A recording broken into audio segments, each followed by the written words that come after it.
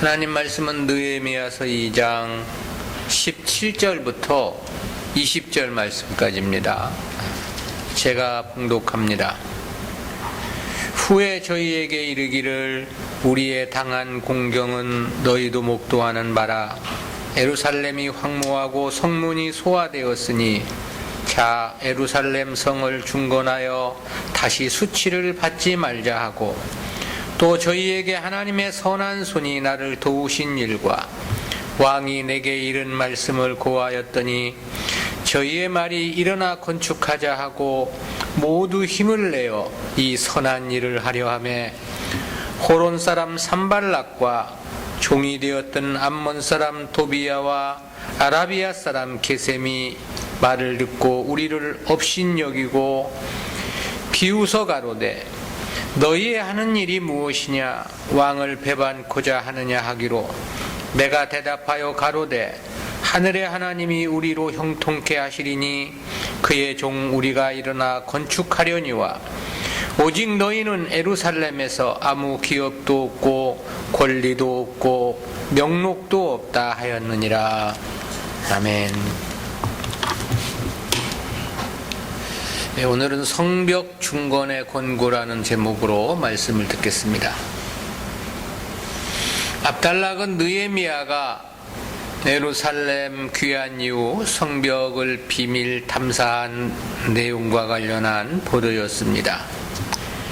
이제 이어진 본문은 백성들을 향한 성벽 중건 권고와 사마리아인들의 협박 및 느헤미야의 반박에 대한 보도입니다. 이러한 내용의 2장 종결부인 본단락은 구속사적 교훈까지 셋으로 구분해서 살펴보겠습니다. 첫째는 백성들을 향한 성벽 중건 호소입니다. 이스라엘 백성들을 향하여 성벽 재건을 호소하며 촉구하는 17절, 18절 본문은 주제가 넷으로 요약이 되는데요. 첫 번째는 성벽 회파로 인한 그동안의 공경에 대한 회상입니다. 느헤미야는 백성들에게 성벽 중건을 권고하고자 먼저 그동안 당한 곤경을 회상했습니다. 그것이 17절 하반절입니다.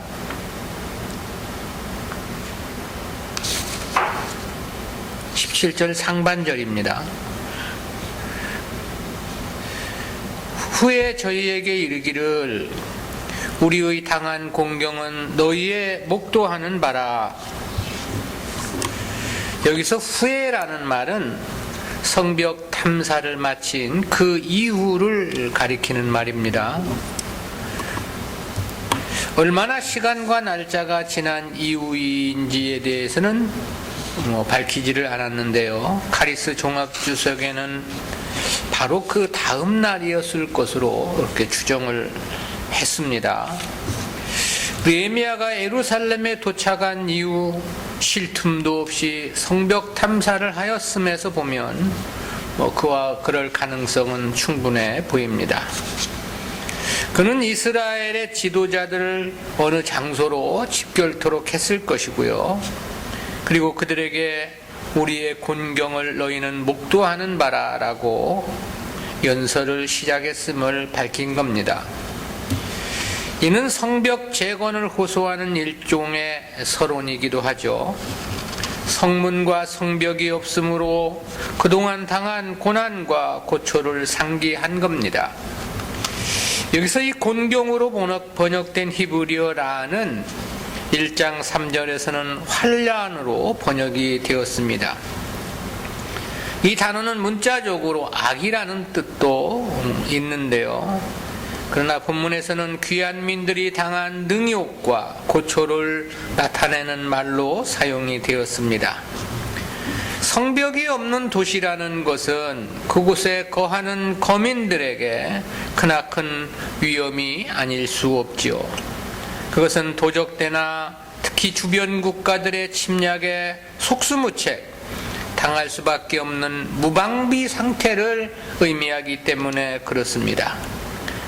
그동안 그로 말미암아 당한 여러 형태의 어려움들은 동생 하나니를 통해서 느헤미야가 상세히 들어 알고 있었을 것입니다. 이스라엘은 그동안 성벽을 중건하고자 부단한 노력을 하였던 것이 사실이죠. 그러나 아하수에로 왕과 아닥사스다 왕 초기에 악한 자들의 회방에 의해 2번이나 중단이 되었다고 했습니다. 그리고 다 마무리하지 못한 성벽은 또다시 악한 자들에 의해 무너지고 불태워지고 말았던 거죠. 그러므로 이제는 더 이상 성벽을 재건해야 한다는 의욕까지 모두 상실한 상태였던 것으로 보입니다. 악한 자들의 회방을 스스로는 막아설 힘이 없었기 때문에 그랬던 거겠죠. 따라서 귀한 민들이 느껴야만 했던 심적 고통은 더욱더 컸을 것이란 생각도 해보게 됩니다. 느헤미야는 성벽 재건의 필요성을 환기시키고자 바로 그동안 당한 능욕과 고초를 상기시킨 것이겠죠. 두 번째는 백성들을 향한 성벽 재건 호소입니다. 성벽이 없기 때문에 당하야만 했던 능욕과 고초를 상기시킨 느헤미야는 이어서 성벽 중건의 당위성을 설파했는데요. 그게 17절 하반절입니다. 예루살렘이 황무하고 성문이 소화되었으니 자 예루살렘 성을 중건하여 다시 수치를 받지 말자 하고, 성문은 소화되고 성벽은 무너져 예루살렘이 황무했다고 했습니다. 여기서 이 황무로 번역된 히브리어 하레바는 파멸, 황폐 또는 몰락, 붕괴 등의 뜻을 나타내는 형용사입니다. 성벽과 성문이 없으므로 이방과 악한 자들의 끊임없는 노력과 약탈이 있었음을 나타내는 거죠. 이는 육신적으로 심히 큰 어려움일 수밖에 없고 신앙적으로도 안정된 생활이 불가능했음을 의미합니다. 때문에 느헤미야는 예루살렘 성을 중건하여 다시 수치를 받지 말자고 외쳤던 것입니다. 수치에 해당하는 히브리어 헤르파라는 단어는 1장 3절에서는 능욕으로 번역되기도 했습니다.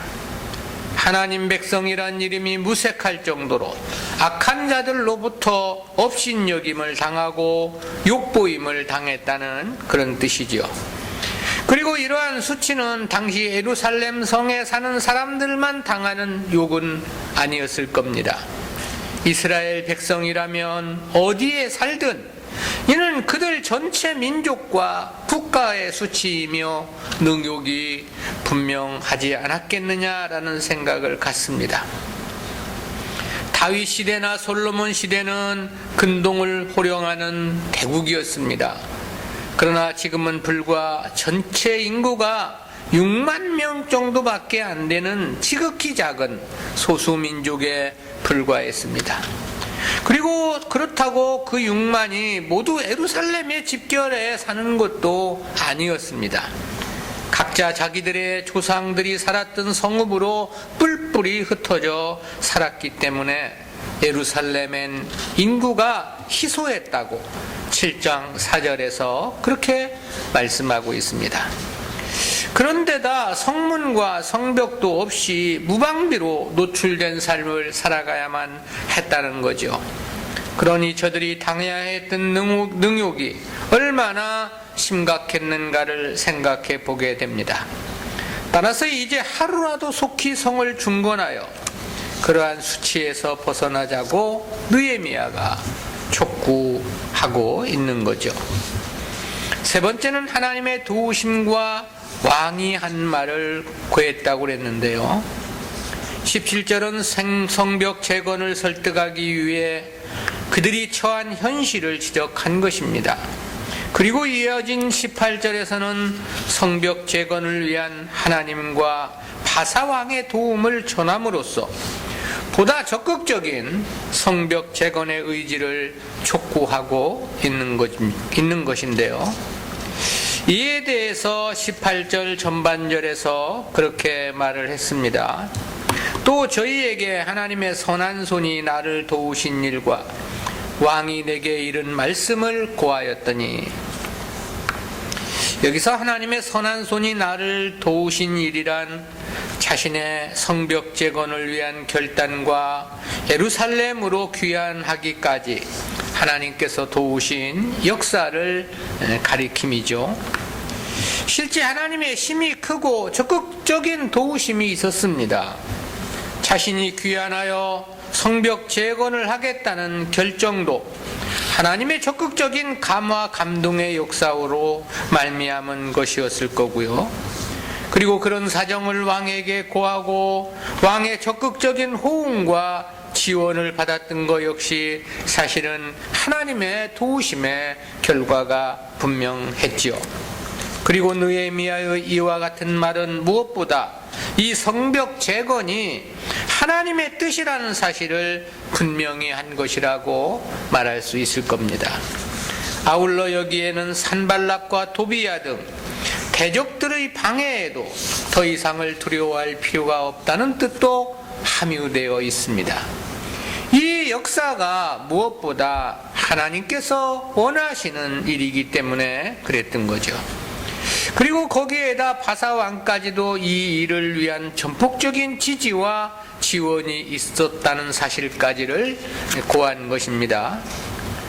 그동안 이스라엘이 성벽 재건을 진행치 못했던 것은 두 가지 이유가 있었습니다.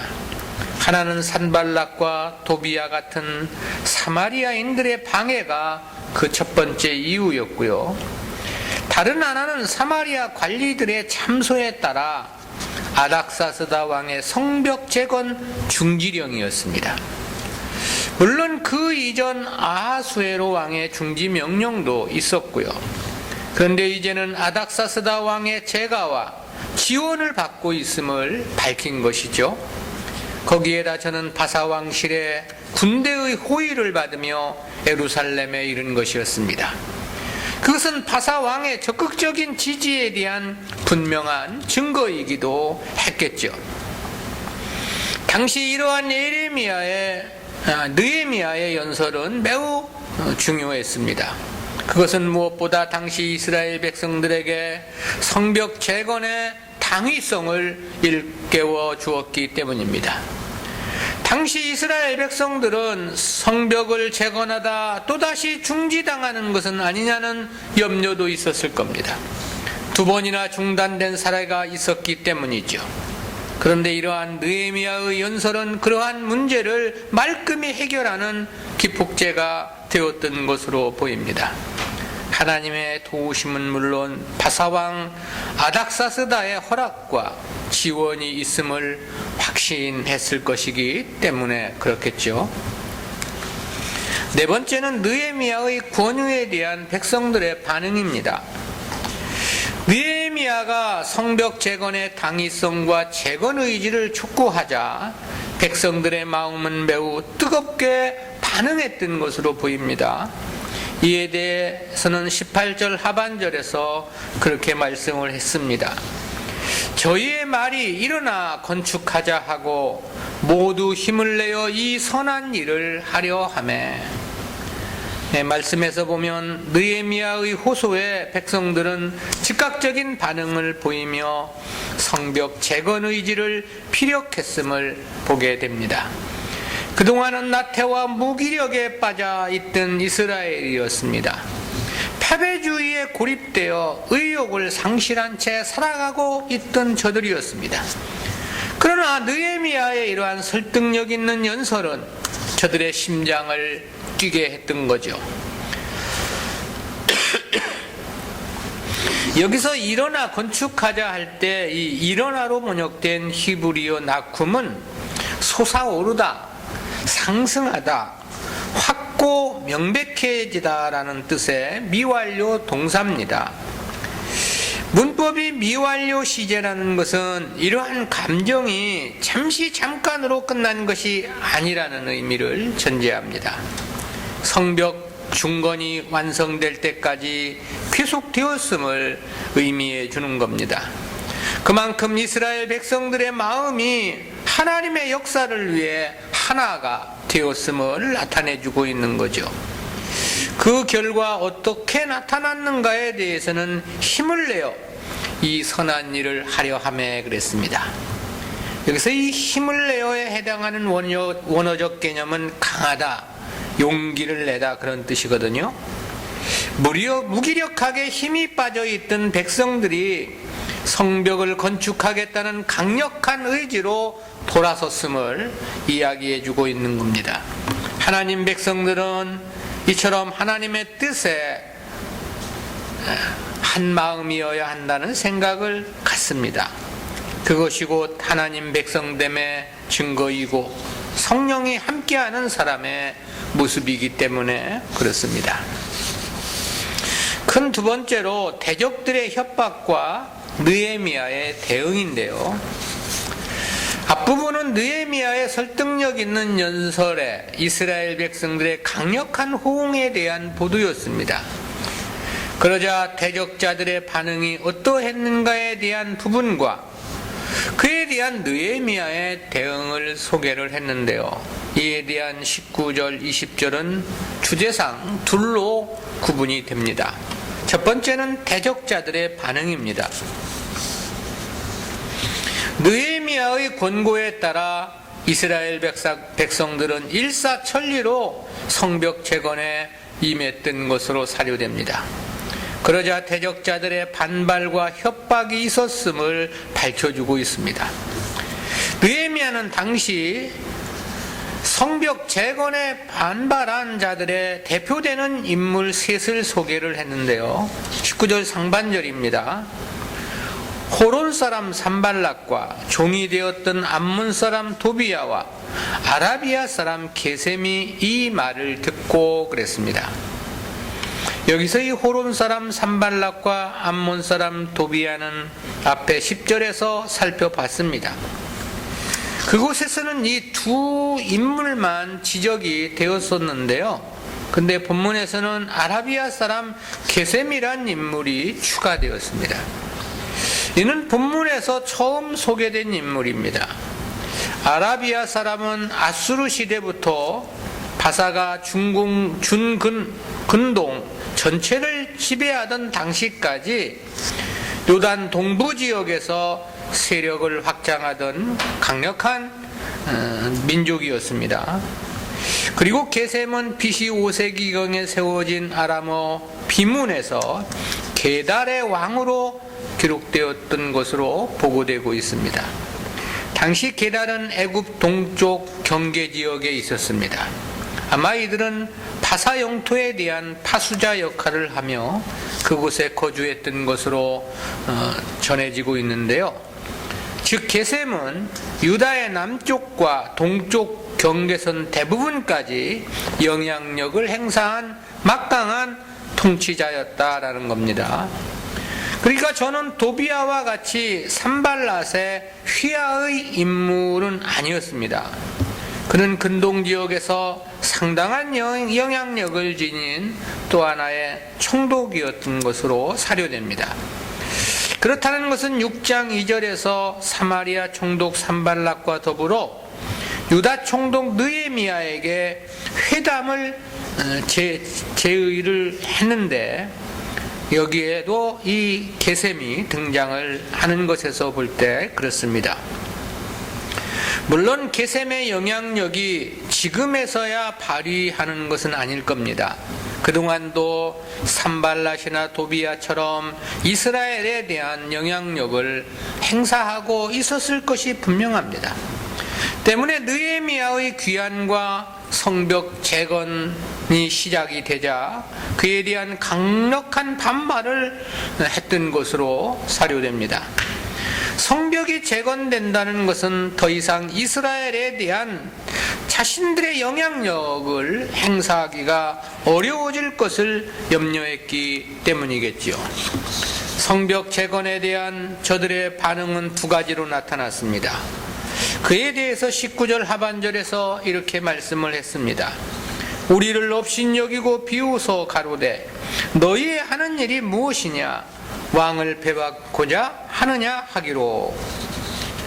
하나는 이스라엘을 업신여기며 비웃었다고 그랬습니다. 여기서 이 업신여기고로 번역된 히브리어는 어떤 대상을 경시하고 모욕하는 부당한 태도를 나타내는 말입니다. 비웃어에 해당하는 히브리어 와이 얄로이구라는 단어는 본래 말을 더듬다 그런 의미인데요. 타인의 목소리를 흉내내며 말을 더듬더듬 상대방을 모욕할 때 쓰는 단어입니다. 구약 성경에서는 불경스러움과 중상모략을 의미하는 말로도 사용이 됐습니다. 그렇다는 것은 저들이 당시 성벽 재건의 역사를 얼마나 경시했는가를 말해주고 있습니다. 또한 하나님의 거룩한 역사를 얼마나 교만한 마음으로 조소하고 대적하였는지를 잘 나타내주고 있죠. 그리고 이러한 단어에는 계속성을 나타내는 동사 와우라는 단어가 첨부가 됐습니다. 즉 저들은 이러한 말을 듣자마자 업신여기며 비웃었음과 동시에 그런 비웃음 상태가 계속되었음을 나타내주고 있는 거죠. 한국어 속담 중에는 겁먹은 개가 더 요란하게 짖는다 그런 말이 있지 않습니까? 그만큼 이들은 이스라엘이 온전히 회복되는 것에 대해서 크게 두려워하며 경계를 하였다는 그런 의미가 되겠죠. 그리고 두 번째는 왕을 배반코자 하느냐라는 겁박이었습니다. 즉 이들은 성벽 재건을 왕에 대한 반역 행위로 규정을 했던 겁니다. 사실 그동안 2번이나 성벽 재건이 중단된 이유도 바로 이 문제 때문이었죠. 따라서 저들은 또다시 이러한 명분을 걸어 성벽 재건 의지를 꺾고 무산시키려 했던 것입니다. 사실 사단의 역사는 언제나 옳고 그름으로 승부하지 않습니다. 세상에 많고 큰 것을 이용해서 성도들의 의지를 무력화시키려 하죠. 주님을 십자가에 못 박을 때도 가이사 황제를 반역했다는 명분을 걸었습니다. 오늘날은 다수와 물량이 진리인 것처럼 교회의 사상을 뒤바꾸어 놓았죠. 때문에 오늘날 교회는 진리에 대해서는 크게 관심이 없습니다. 얼마나 교회가 크고 성도가 많은가가 진리로 하나님의 은혜와 축복으로 둔갑되어 있죠. 그러나 진정한 성도는 이런 것에 주눅들지 않는 것입니다. 오직 진리에만 명운을 걸고 살아가는 거죠. 진정한 신앙의 승리는 오직 하나님의 뜻을 쫓음에 있을 수밖에 없기 때문에 그렇습니다. 두 번째는 대적자들에 대한 느헤미야의 반박입니다. 산발락과 도비야, 아라비아 사람 게셈의 비웃음과 협박에 느헤미야는 그렇게 대응을 한 것으로 보도하고 있습니다. 20절이죠. 내가 대답하여 가로되 하늘의 하나님이 우리로 형통케 하시리니 그의 종 우리가 일어나 건축하려니와 오직 너희는 예루살렘에서 아무 기업도 없고 권리도 없고 명록도 없다 하였느니라. 느헤미야는 두 가지의 단호한 결의로 악한 자들의 도전에 맞섰음을 보게 됩니다. 그중 하나는 하나님의 도우심을 입어 성벽을 건축하겠다는 분명한 의지 표명이죠. 이는 대적자들의 무시와 조롱, 모함과 협박에 대한 강력한 반박이라고 말할 수 있습니다. 느헤미야는 바사왕의 허락이 있었음에도 그런 이야기는 굳이 하지 않았습니다. 그리고는 도리어 하나님의 도우심을 표명했죠. 자신들은 하나님의 종이기에 그의 뜻을 따라 성벽을 건축할 것이란 결연한 의지를 표명한 겁니다. 만약 바사왕의 허락을 이야기하면 저들은 그것이 사실인지 확인할 때까지 성벽 재건을 막고자 시도했을지 모릅니다. 만일 그렇게 되면 시간만 허비되고 백성들의 의지가 약화될 수도 있을 것이라는 염려를 했는지 모르겠습니다. 또 실제 바사왕의 허락과 지지도 그 본질은 하나님의 도우심이라는 사실을 느헤미야는 분명히 인지하고 있었던 거죠. 따라서 저들에게는 바사왕의 허락과 지지를 표명해서 설득시키려는 시도를 하지 않았습니다. 잘 조정하고 합의해서 이를 원만히 해결하고자 하지도 않았습니다. 하나님의 종인 자신들은 하나님의 종의 일을 할 뿐이라는 말로 반박을 했던 거죠. 실제 이는 합의해서 할 일은 아닌 겁니다. 그렇다고 상대를 설득할 이유도 사실 없는 거죠. 하나님의 뜻, 진리에 대한 성도의 자세는 오직 순종과 실행만이 있어야만 하기 때문에 그렇습니다. 따라서 이 길은 모두가 다 안 간다고 하면 나 혼자라도 가야만 하는 길이죠.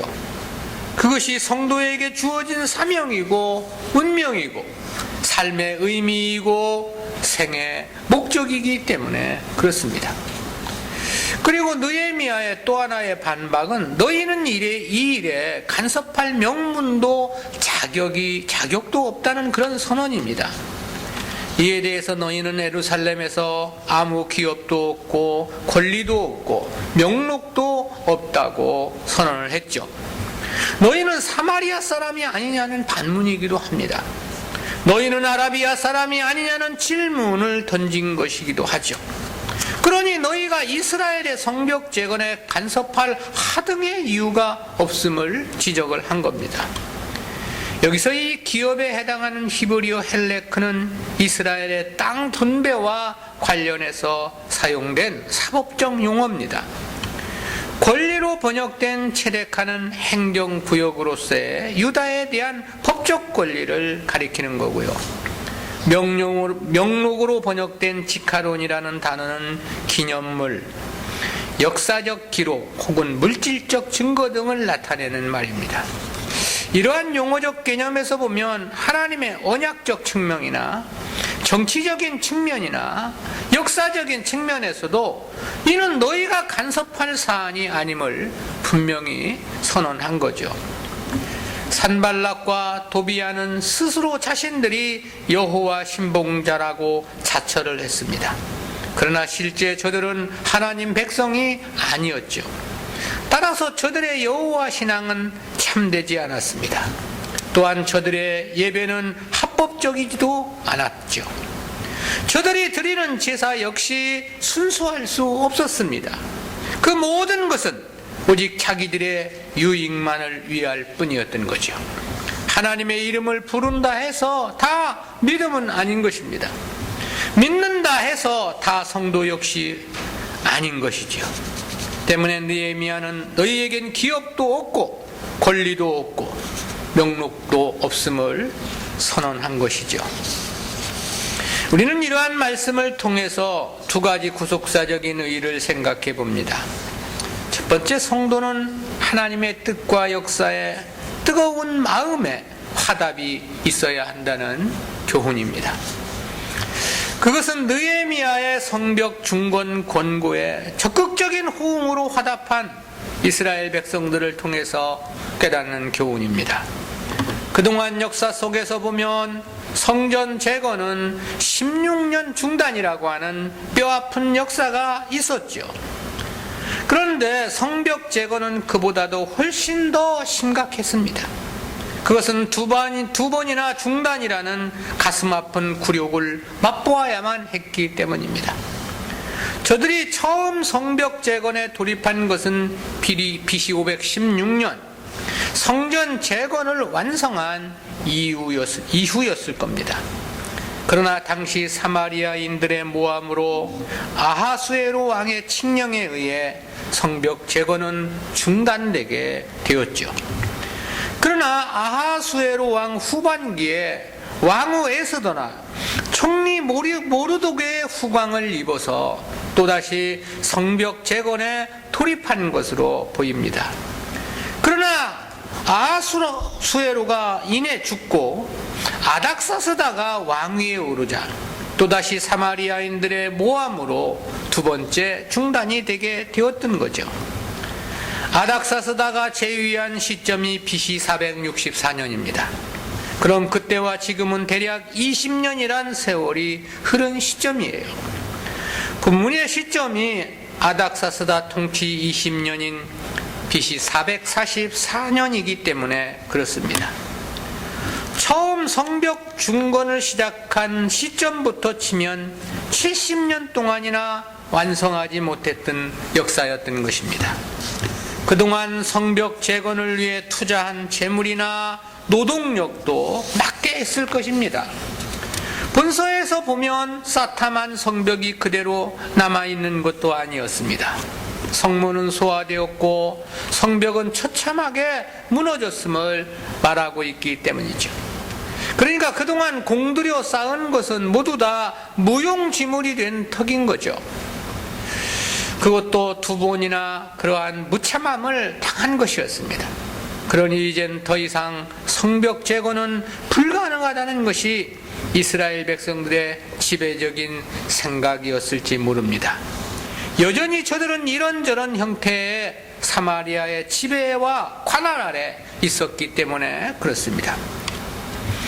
그런 와중에 느헤미야가 와서 성벽 재건을 호소하고 나섰던 거죠. 그러자 이스라엘 백성들은 즉각적으로 적극적인 호응을 했던 것입니다. 그 일이 또다시 어떤 난관에 부닥칠지도 모른다는 염려도 있었겠죠. 시작하다가 또 중지되면 재물만 허비되고 노동력만 손실을 볼 것이 아니냐는 계산도 분명 했을 겁니다. 그러나 그 어떤 결과에 대한 두려움도 다 떨쳐버리고 오직 아멘의 화답으로 하나님께 영광을 돌린 거죠. 힘들고 어려운 일 또 시작하느냐는 육신적인 생각은 충분히 누구나 가질 수 있을지 모르겠습니다. 또 손해보고 끝나 희생만 당하는 것 아니냐는 계산도 있을 수 있습니다. 그러나 그런 마음을 떨쳐내지 못한다면 일생을 믿는다는 이름을 가져도 하나님 역사의 동참은 불가능할 겁니다. 성도는 형편과 상황을 무시해야 합니다. 하나님의 뜻, 하나님의 역사에는 그것이 무엇이든 뜨거운 마음에 화답이 있어야 한다는 거죠. 그것이 중생한 성도라는 증거이고 진정한 신앙인의 자세라고 말할 수 있을 것입니다. 그래서 바울은 그렇게 말한 바 있습니다. 고린도후서 1장 20절이죠. 하나님의 약속은 얼마든지 그리스도 안에서 이해가 되니 그런즉 그로 말미암아 우리가 아멘하여 하나님께 영광을 돌리게 되느니라. 두 번째로 성도의 신앙 여정은 싸워 이겨나가는 과정이라는 교훈입니다. 즉 성도의 신앙생활은 하나님의 전능의 능력으로 다 해주시는 은혜의 과정만은 아니다라는 거죠. 만사가 형통으로만 이어지는 축복은 아니라는 겁니다. 자기 스스로 의를 위해서 단호한 각오와 결단으로 싸워 승리해 가야 하는 과정이라는 말씀입니다. 그것은 성벽 재건의 역사에 강력한 도전에도 굴하지 않고 끝까지 싸워 성벽을 완성해가는 역사를 통해서 깨닫게 되는 교훈입니다. 여기에는 물질적인 헌신과 희생도 있었을 것입니다. 육체적 노동은 더욱더 힘들었고 고단했을 겁니다.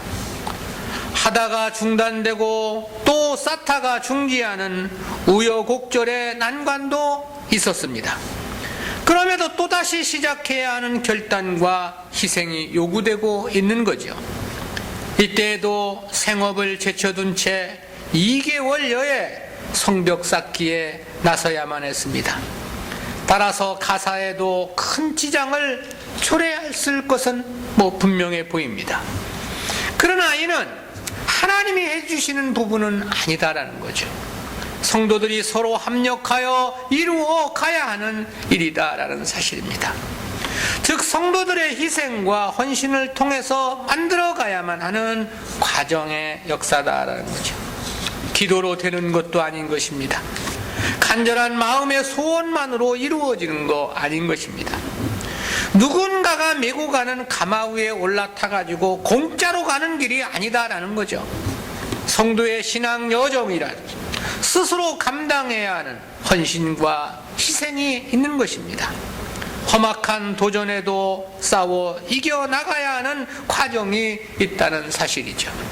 그럴 수밖에 없는 것은 이 과정은 하나님의 나라 영광의 상급과 연관된 것이기 때문에 그렇습니다. 천국에 이르는 기본 구원은 택한 백성들에게 주님의 은혜로 값없이 받는 겁니다. 그러나 그 은혜를 입은 자들의 이 땅에서의 신앙생활은 이제 성도 자신들의 몫인 것입니다. 자기가 싸워 이겨나가야만 하고 자기 희생과 헌신을 통해서 만들어가야만 하는 거죠. 때문에 주님은 그런 말씀을 하지 않았습니까?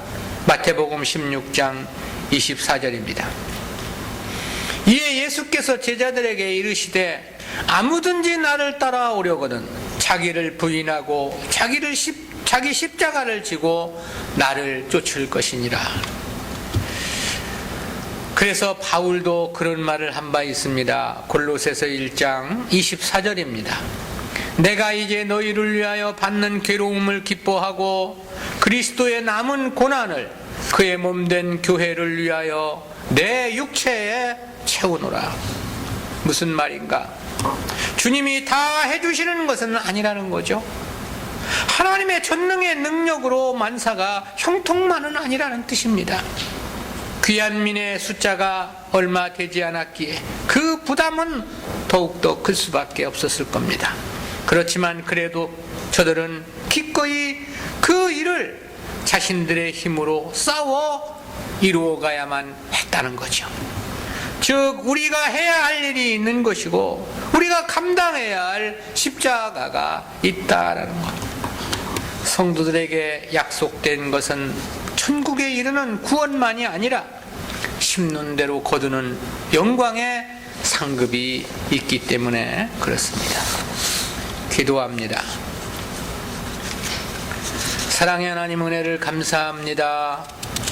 오늘도 무너진 성벽을 중건하는 이스라엘 백성들의 그 삶의 과정을 통해서 진정한 믿음의 삶이 무엇인가를 다시 한번 깨닫게 해주심 진실로 감사합니다.